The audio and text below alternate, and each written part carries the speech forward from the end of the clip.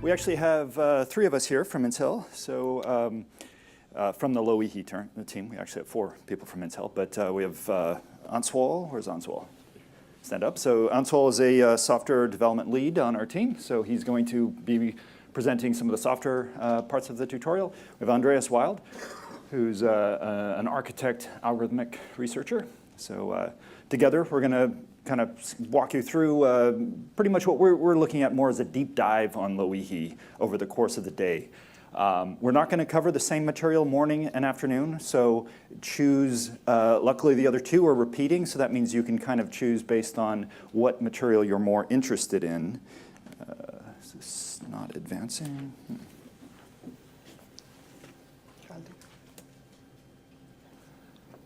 Yeah, so this is what we're planning for the day. Morning session, nope.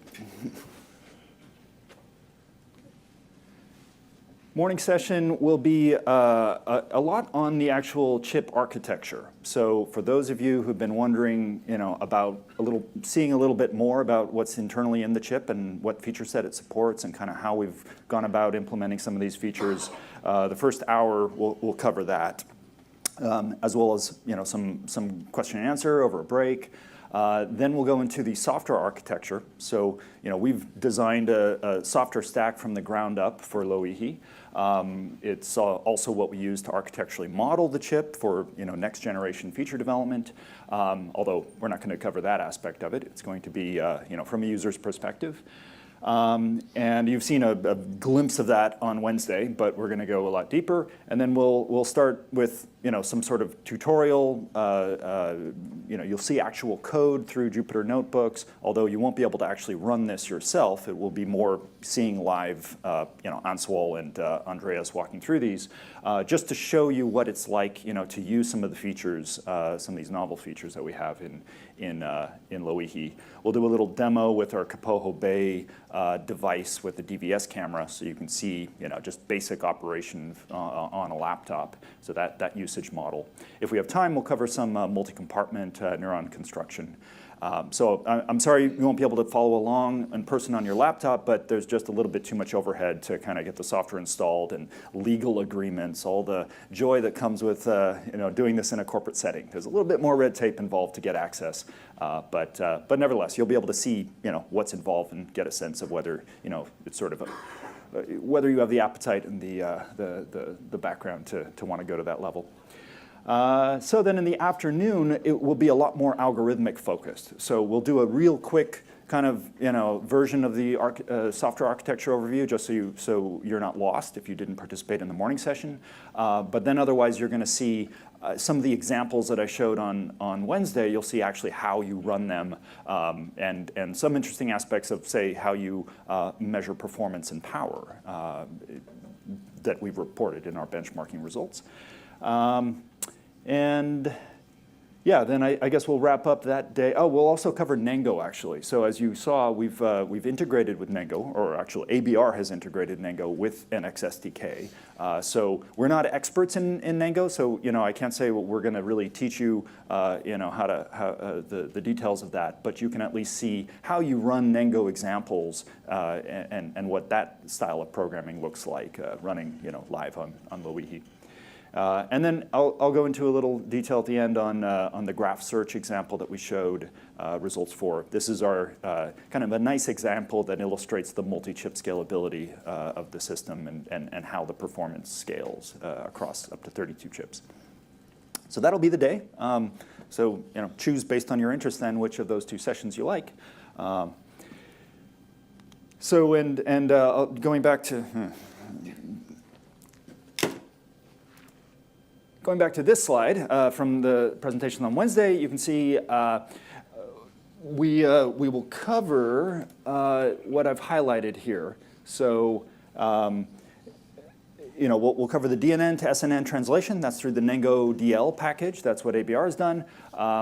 We won't cover any of the SNN backpropagation or online SNN. That's kind of work in progress, right, across the whole network of neuromorphic researchers in our community.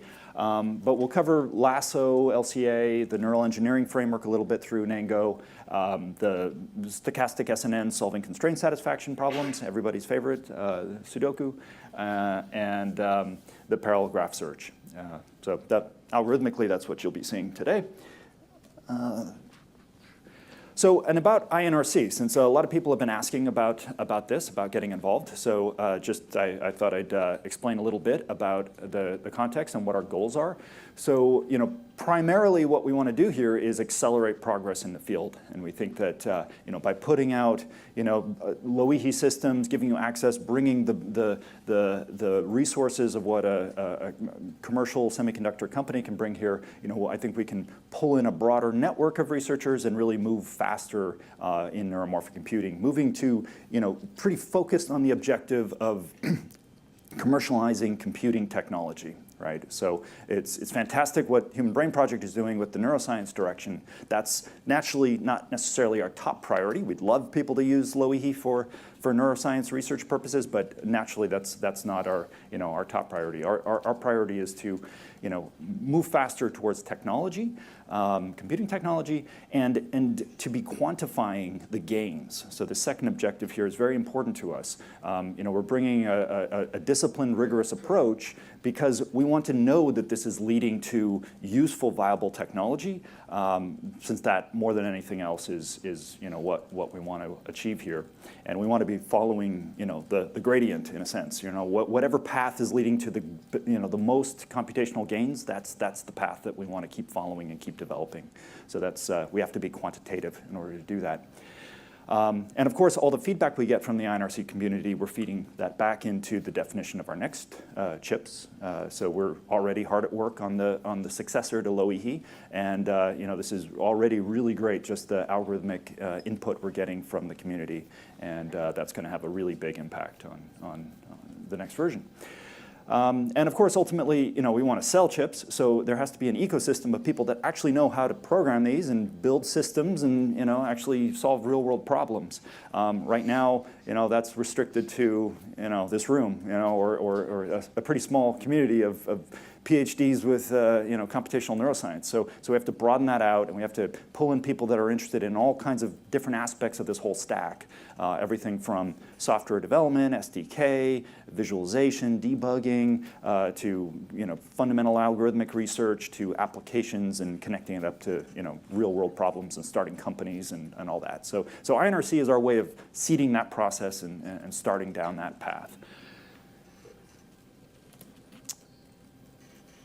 So obviously we hope you've joined the community, and this is a formal process. So as I say, that's something really a requirement at Intel, is that we have to legally formalize a framework for doing this. And as part of becoming an INRC member, this gives you access to a number of things. You have to submit a proposal, so an actual written proposal. It's not a real arduous thing, but we do want something in writing describing what your goals and objectives are, and and so that's something that actually then becomes available to the rest of the INRC members. So you'll get access to a website where you can access all the presentations, the documentation, papers, these sorts of things, and all the documentation associated with these other projects, these active projects that people are pursuing.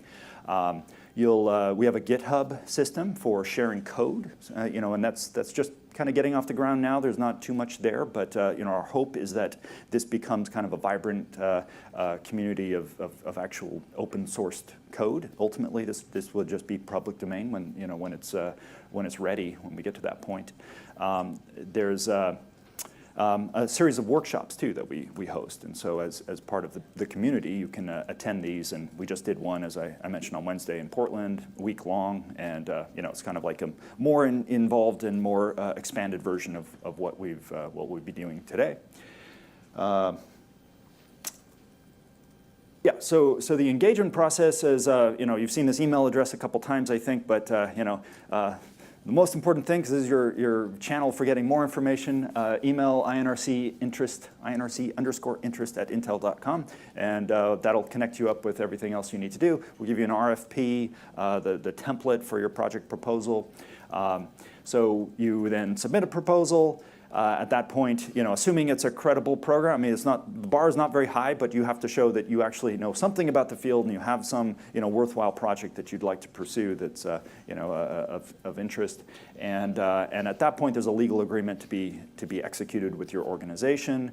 Typically, that's not just you who can sign that. You've got to find someone who can kind of legally bind your organization, some authority who can sign that. And at that point, once that's in place, you'll get remote access to our systems. You can see that's why we can't really do something today in the session. It takes a bit of time.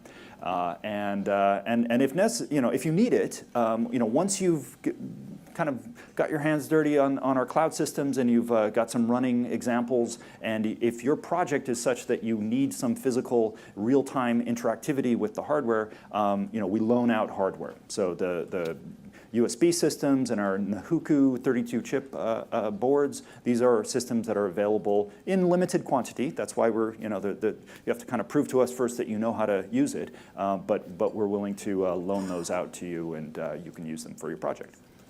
That's the general process. These are our systems. I showed this on Wednesday, but just so you see it again. In fact, we have one of these with us here. So that's what we call the Kapoho Bay system. So Answell, you've got this here, right? Yeah. So that's nice shiny aluminum enclosure. This is 3D printed at Intel. But I don't know if we could pass this around if anybody wants to look at it. It has a DVS camera interface and interfaces to other sensors too. So that's the direct AER asynchronous interface, which is basically that's the same protocol we have interfacing to our chip there.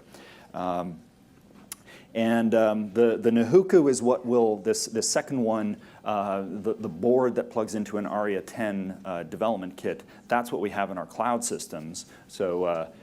That's what we'll be running on remotely through the demos today that you'll see through you launch your jobs through a Slurm kind of job scheduling system, and so then what we're building now, this moving along, but we won't have it for another couple months here, is what we call Pohoiki Springs. The Hawaiian naming system gets a little cumbersome after a while, but unfortunately it's stuck. So.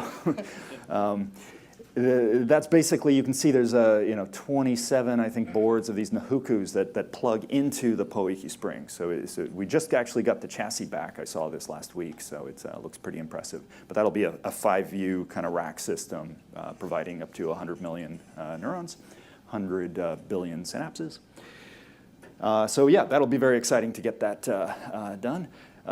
Actually, we just got a request from Tadoshi for an 83,000 chip system. That just came in yesterday. So he wants to simulate the cerebellum, human cerebellum that he's done on the K supercomputer. So we might have a little bit of a lag in our response on that particular system, but 83,000 chips is maybe Spinnaker might be up to the task, but we won't be for a little while. So this is just zooming in on the Nahuku board there. So you can see it's it's just a grid system. We have front and back. So the mesh wraps around to the backside. So very similar to the Spinnaker architecture that you saw. So looking a little deeper at the system architecture, so most of the systems we've done on that chart follow this general system architecture here, where we have some kind of a host system, which is actually for the Nahuku, for that first Wolf Mountain system, and for Pohoiki Springs, is an ARIA 10 or Stratix 10 FPGA, which has an ARM CPU internally in it. And so that actually is the host kind of orchestrating the actual execution of the neuromorphic domain. So that's interfacing to this mesh of Loihi chips, participating in the barrier synchronization process, typically. And of course, we have these embedded x86 processors also inside the Loihi chip that aren't shown here, but that's for tighter integration with the neuromorphic operation, which we'll talk a lot more about. But the advantage of this kind of architecture is, we don't need to build synchronous interfaces into Loihi this way. We can just push a single point of synchronization out to the FPGA, and we have this programmable logic then in the FPGA so that we can expose that to sensors and the DVS camera, you know, and whatever else. We don't have an interface to the silicon cochlea yet, but I think that's AER as well. So in theory, we could, you know, connect that up without much trouble. But you know, obviously we FPGAs are very flexible, and we can interface to all sorts of things. In fact, we even have, you know, if you really need it, we can give access to the RTL, so you can add your own FPGA logic into that system, so that you can, you know, augment with whatever fixed function capability you need. Then we have a superhost, which sits above that, and that's what you actually log into as a user, where you would compile your network and you know, visualize with GUIs and that sort of stuff. And that's just standard, you know, x86, you know, Linux operating system that's running at that point. So that's the general system. At this point, I'm going to switch gears and hand over to Answol to talk about the software, and then we'll be done with this session.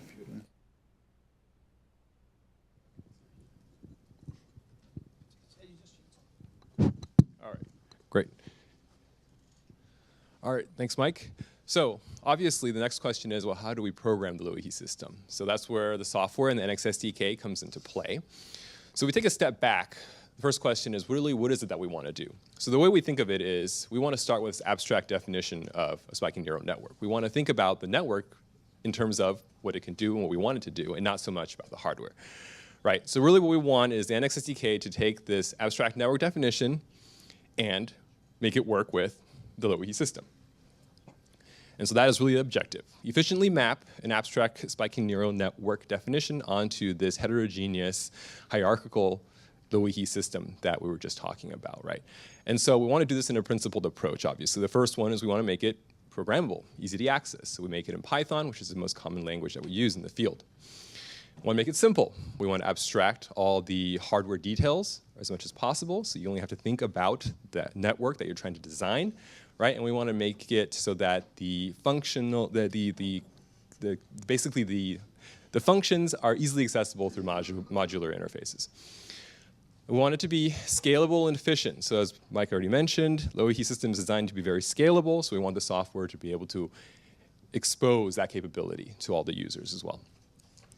Observable, so we want to be able to debug, probe, whatnot, so make that easy to do. And flexible and extensible, right? So we want to be able to integrate in various sensors and other types of interfaces to the real world. We want to plug into other APIs, other frameworks, and we want to make that all very easy to do. So here is just a quick slide on the very high-level software architecture. Right? So if you take a look at it, at the top left, basically we have some concept of computational modules. And these are basically algorithms that are kind of wrapped up as networks, where they have defined I/O, documentation, so it's very easy to use an algorithm that's already defined. On the upper right, we have a box that really describes the APIs, third-party APIs, frameworks that we want to integrate with, things like Nango, right? We want to make it easy for anybody to use Loihi through various frameworks interfaces. And then down below that, we have the NXNet API, which is kind of the native Loihi API, and that's designed really to primarily let you build very easily spiking neural networks, right? These neural networks, once you've built them in this very abstract way, conceptual way, through the NX compiler and other lower layer software modules, these will be mapped onto the neural core for you, so you don't have to really think too much about that. And in parallel to that, we have these SNPs, the sequential neural interfacing processes. So these are basically user code you can think of that can interact as your spiking neural network is running. You can interact with it. You can observe the state, make changes, and that's basically code that you can write. And these can run on the x86s throughout the Loihi system.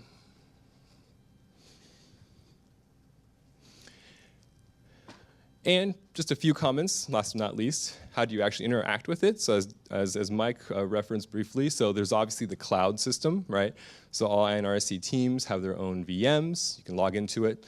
And then through the Slurm workload manager, these jobs will be basically run on the systems, Loihi boards. And obviously you can see how the queue state is and see how your job is doing. And of course, on the bottom right, we have the Kaboho-based system, right? That is just floating around right now. You can plug that into a laptop. You can connect sensors to it like a DVS camera, which we'll show during the tutorial, and you'll be able to do some more real-time experiments. Okay, so we'll go through both of these in a little bit more detail to see these in action during the tutorials. All right, look forward to seeing you guys there.